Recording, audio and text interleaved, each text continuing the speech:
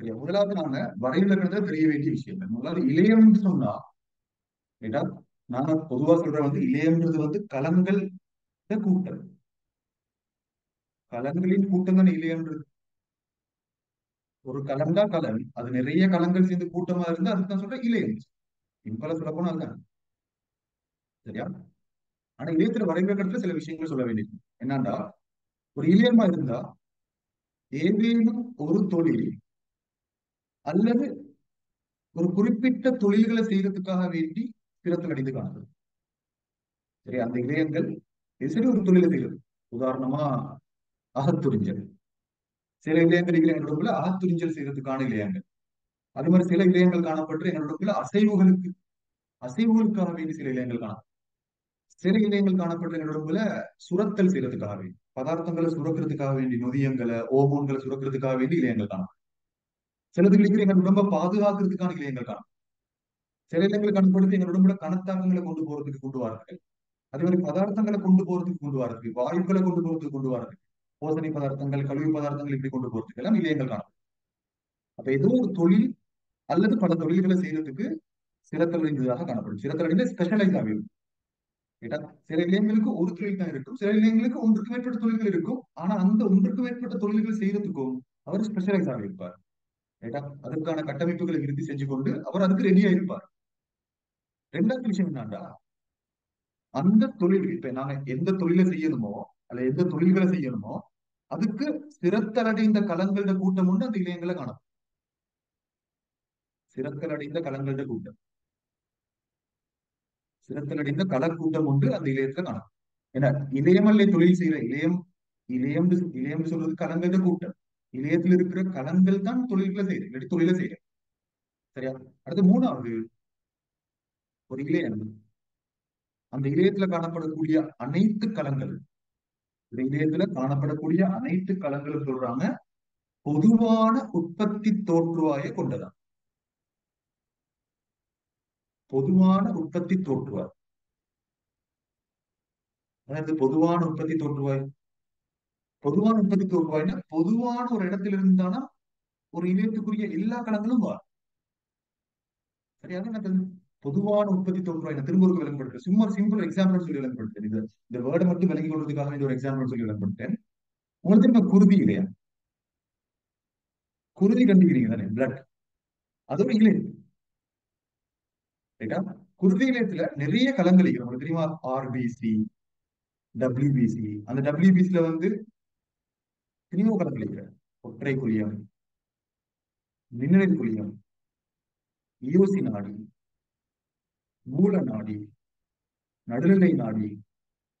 இது டபிள்யூபிசில மட்டும். அது மாதிரி சிறுதட்டுக்கள் இப்படி. ஓகே. அதே மாதிரி இப்ப மின்னணு குழியத்துல பி மின்னணு குழியம், டி மின்னணு குழியம். ஓகே. இந்த பி மின்னணு குழியத்துல பிளாஸ்மா கலங்கள், டி மின்னணு குழியத்துல ஹெல்பர் டி மின்னணு குழியம். சரியா? சொல்லுங்க, தமிழ்ல சொல்லும் உதவி வழங்கி டி மின்னணு குழியம் சொல்ல நான் சும்மா சுருக்கமா போட்டுறேன் சொல்லித்தாட்டுக்காக வேண்டி. அதே மாதிரி டி மின்னணு குழியத்துல இருக்குது இன்னொன்று இருக்குது கீழே கீழே டி செல்ஸ். சரி, இப்படி. ஒற்றை குழியத்துல பெருந்தின் குழியம், கூப்பரின் கலங்கள். சரியா? அதே மாதிரி இது என்னது, இந்த மூல நாடியில யோசி நாடியில அடிநாட்ட கலம், இப்படி எல்லாம் எத்தனையோ வகையான குருதி கலங்கள் காணும். சரியா?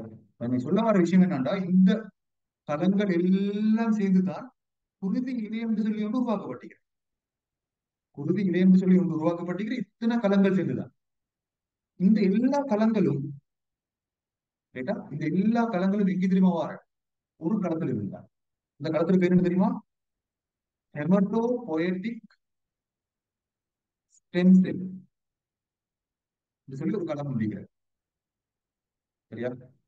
ஒரு களம் முடிக்கிறது ஹெமட்டோ போயட்டிக் ஸ்டெம் செல்ஸ் சொல்லி ஒரு களம் முடிக்கிறது. அந்த களத்தை பத்தி படிப்போம் நாங்க. குருதி சுற்றோட தொழில் அந்த களத்தை பத்தி படிப்போம் நாங்க. அது எங்க இருக்குதுன்னு இது இருக்கிற எங்க தெரியுமா? இது இருக்கிற வந்து எங்கட போன் மேரோ கேள்விப்பட்டிருக்கிறார்.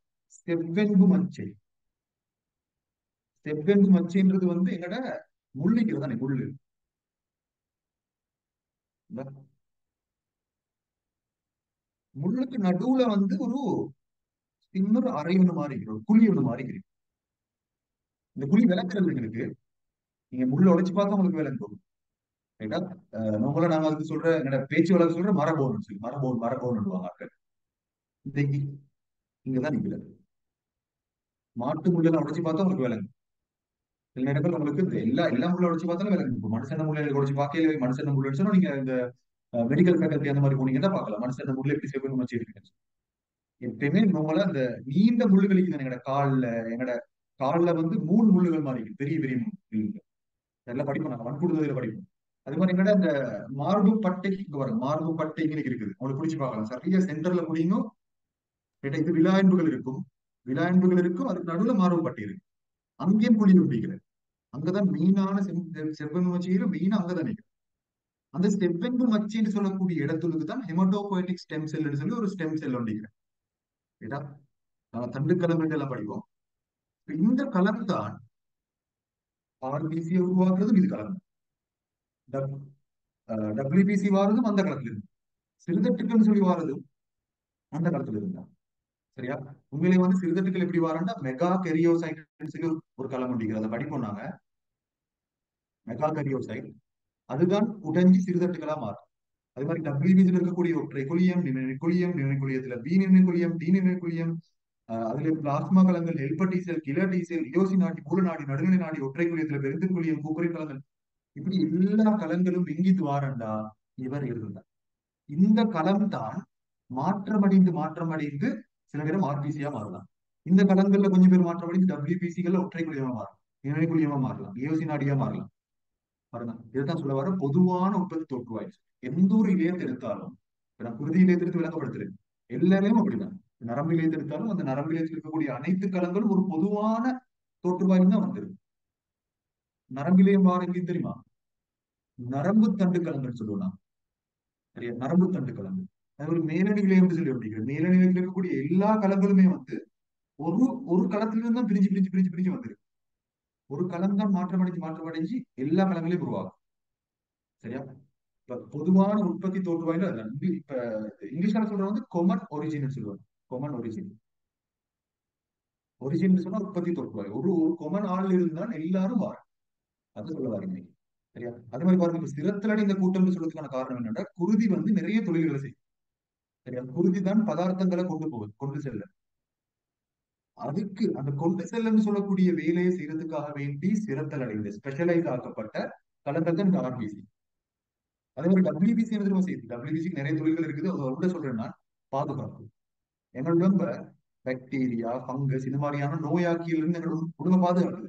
அந்த உடம்ப பாதுகாக்கிறதுக்கு தான் இந்த ஒற்றை குழியம், நிழற்குழியம், மியோசி நாடி, மூல நாடி, நடுநிலை நாடின்னு சொல்லி எங்களோட உடம்ப பாதுகாக்கிறதுக்கு வேற வேற ஸ்பெஷலைஸ் ஆக்கப்பட்ட வேற ஒவ்வொரு ஒற்றை குழியும் ஒரு விஷயத்தை செய்யும், நிழற்குழியம் இன்னொரு விஷயத்தை செய்யும். அந்த நிழற்குழியத்துல பாருங்க, பி நினைவுக்குழியம், டி நினைவுக்குழியம் சொல்லி கொண்டிருக்கிறேன். டி நினைவுக்குழியத்துல ஹெல்பர், கிளர்னு சொல்லி கொண்டிருக்கிறேன். ஹெல்பர் சொல்லக்கூடியது உதவி செய்யற மாதிரி ஒரு வேலையை செய்யும், கிளர்ன்றது வந்து கொள்ற மாதிரி ஒரு வேலையை செய்யும். யோசி நாடின்றது வந்து இரசாயன பதார்த்தங்களை சுரந்து கொள்ளும்.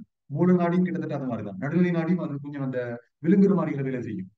இப்படின்னு சொல்லி சொல்ல வர என்னன்னா, பாதுகாப்புன்னு சொல்லக்கூடிய வேலையை செய்யறதுக்காகவே அந்த களங்கள் ஸ்பெஷலைஸ் ஆகிக்கிறது பாருங்க. அது மாதிரி சிறுதட்டுக்குன்னு சொல்லிக்கிறதுன்னு சொன்னா, இப்ப குருதி காயம் கொண்டு வார நேரம் குருதி வெளியேற ஆரம்பிச்சு. அப்ப குருதியை கட்டியாக்கி அந்த குருதி வெளியேறத நிப்பாட்டத்துக்கு சிரத்தில் அடைந்துதான் இந்த குருதி சிறுதட்டுக்கு தான். சரியா? அப்ப நான் சொல்ல வர விஷயம் என்ன இன்னைக்கு, ஒரு இலையத்துல களங்கள் காணப்படுதுன்னா அந்த இலையத்துல தொழில்களை செய்யறதுக்காக வேண்டி அந்த களங்கள் சிரத்தல் அடைந்து இருக்கு. சரியா? அப்ப இதயத்து வரைபடத்தை நம்ம வாசிக்கொள்ள பாருங்க. இதயம் என்பது ஒன்று அல்லது ஒன்றுக்கு மேற்பட்ட வகைக்குரிய களங்களால் ஆன சிரத்தலடைந்த தொழில்களை மேற்கொள்ளும் கலக்கூட்டம் ஆகும். சரி, இவ்வளவுதான் சிம்பிள் வரைபடம் தான். இவ்வளவு தெரிஞ்சு கொண்டாலும் போதும். ஆனா கொஞ்சம் நான் இப்ப சொன்னதெல்லாம் உங்களுக்கு முன்னால தேவைப்படும், அதான் நான் ஒட்டுமொத்தமான ஒரு விளக்கம் தந்திக்கிறேன். சரியா? ஒரு தொழிலில் பல தொழில்களை செய்யும். அதே மாதிரி கலக்கூட்டம்னு சொல்லி வரக்குள்ள எல்லா களங்களும் ஒரே மாதிரி இருக்கணும்னு தேவையில்லை. ஒரே வகையான களங்களாகவும் இருக்கலாம். களம் வந்து ஒரே வகையாகவும் இருக்கலாம், பல வகை களங்களும் இருக்கும். சரியா? ஒரு இலையம் எடுத்தாங்கன்னா அந்த இலையத்தில் இருக்கக்கூடிய எல்லா களங்களும் ஒரே மாதிரி இருக்கோ மேலும் பல வகையா இருக்கோ மேலும். பாருங்க, குருதி இலையத்தை எடுத்து பாருங்களேன். குருதி இலத்துல நிறைய களங்கள் இருக்குது, எல்லாத்தையும் சேர்த்தா நம்ம குருதி இலையம்னு சொல்றோம். ஆனா குருதி இலைக்குல வந்து பல வகையான கலங்கள் இருக்குது, WBC RBC எல்லாம். சரியா? ஆனா சில இப்ப மேலணில கலங்கள் படிப்போம் நாங்க. மேலணிலயத்துல வந்து கலங்கள் வந்து ஒரே மாதிரி இருக்கும் பாக்குறது. அப்ப கலக்கூட்டத்துல எல்லாம் ஒரே வகையான கலங்களும் இருக்கலாம், பல வகையான கலங்களும் இருக்கலாம். அப்ப அதுதான் நினைவு வரைவு. திரும்ப வாசிங்க இத. இலயம் என்பது ஒன்று அல்லது ஒன்றுக்கு மேற்பட்ட வகைக்குரிய கலங்களால் ஆன திறத்தலடைந்த தொழில்களை மேற்கொள்ளும் கலக்கூட்டம் ஆகும். ஒன்று அல்லது ஒன்றுக்கு மேற்பட்ட வகைக்குரிய கலங்களால் ஆன திறத்தலடைந்த தொழில்களை மேற்கொள்ளும் கலக்கூட்டம் ஆகும். சரி, பிரச்சனை என்னன்னா நான் இப்ப கடைசியில் தான் எனக்கு இந்த டியூட்டை அனுப்ப கிடைச்சேன். ஏன்னா நான் வளமே எனக்கு அந்த ஞாயிற்றுக்கிழமையும் வியாழக்கிழமையும் குழம்புறேன். சரியா? வியாழக்கிழமையும் குழம்புறேன்னாட்டா இப்ப நடுவுல வர வச்சு தானே நீங்க. இப்ப உங்களுக்கு ஒரு சீனியர் முடிக்கிறேன், உங்களுக்கு ஜூனியர் முடிக்கிறேன். சரியா? இப்ப எனக்கு என்னன்னா அந்த நீங்க ஜூனியரா கன்சிடர் பண்ண வச்சிருக்கேன். ஏன்னா உங்களுக்கு ஒரு சீனியர் முடிக்கிறேன். அப்ப நான் யோசிக்கிறேன் வந்து இவங்களுக்கு சின்ன சின்ன பிள்ளைகளுக்கு இந்த இதுதான் கிளாசிக் நினைச்சிட்டீங்கன்னா பார்த்தா அதை விட சின்ன பிள்ளைகள் நிற்கிறாங்க. 26 பேஜ் வந்து. இப்ப அந்த நேரத்துல எனக்கு நான் நினைச்சு வந்து எட்டரை கேட்கும் கிளாஸ் இருக்கு. ஏன்னா 25, 26, 25 சொல்லி மாறி மாறி தான் நடக்குது. அதுல கொண்டு தான் நான் நினைச்சேன் டியூட்டர் லேட் ஆச்சு. போனதுலயுமே அதே மாதிரி அதே மாதிரி யாருக்கு லேட் ஆச்சுன்னா 25, 26 லேட் ஆச்சு. இப்பதான் கொஞ்சம் கொஞ்சம் ஆர்கனைஸ் பண்ணி கொண்டிருக்கிறேன். நான் அவங்களுக்கு கொடுத்து வச்சுக்கிறேன். இப்ப அவங்க தான் எல்லாம் அனுப்புவாங்க. இப்போ இன்றைக்கு மிஸ் ஆகிறதோட அப்படியே கொடுத்து வச்சுட்டேன் நான் இல்லை. சரி, பிரிண்ட் பண்ணிக்கோங்க. பிரிண்ட் பண்ணிட்டு நீங்க பிரிண்ட் பண்ணிக்கலாம், பிரச்சனை இல்லை. ஒரு கிளாஸ் தானே, நாளைக்கு பிரிண்ட் பண்ணிக்கோங்க எல்லாத்தையும். சரி பாருங்க, இப்ப இன்றைக்கு கவனிச்சா சரி, இன்னைக்கு நிறைய விஷயங்கள் கவனிக்கிறது தான் மெயின் ஆயிடுது. சரி கவனிங்க. விலங்கினங்களின் கட்டமைப்பு அவற்றின் தொழிலுடன் தொடர்புபட்டிருக்கு. மைக்கிள் செய்து பார்த்து சொல்றான். விலங்கிலியங்கிற கட்டமைப்பு அவற்றின் தொழிலுடன் தொடர்பட்டிருக்கும். இப்ப நாங்க படிப்போம் மேலணி இலையம், தொடுப்பிலையம், தசை இலையம், வேற என்ன நரம்பிலியம் எல்லாம் படிப்போம். அதன் கட்டமைப்பை நீங்க பார்க்கணும். அந்த கட்டமைப்பு எதற்காக வேண்டி அந்த கட்டமைப்பு இருக்குன்னு சொன்னா அந்த தொழிலை செய்யறதுக்கு. மேலெழுந்த ஓகே சார். கட்டமைப்பு பாத்தீங்கன்னா மேலெழுந்த தொழிலை செய்யறதுக்காக வேண்டி தான் மேலெழுந்த கட்டமைப்பு. சரியா? இப்ப நம்ம ஒரு இயந்திரம் ஒன்று செய்யறோம்னு சொன்னால், இப்ப உதாரணமா தையல் இயந்திரம் வைங்களேன். தைச்சதுக்கு ஏற்ற மாதிரி தானே அதுல கட்டமைப்பு இருக்கு. தையல் இயந்திரத்துல கட்டமைப்பு தைச்சதுக்கு ஏற்ற மாதிரி. மாவரைக்கிறதுக்கு ஏற்ற மாதிரிக்குமா? மாவரைக்கிற இயந்திரம் மாவரைக்கிறதுக்கு ஏற்ற மாதிரி. அந்த மாதிரிதான் இப்ப எபித்திலியல் தான் மேலணிலியம். மேலணிலியம் வந்து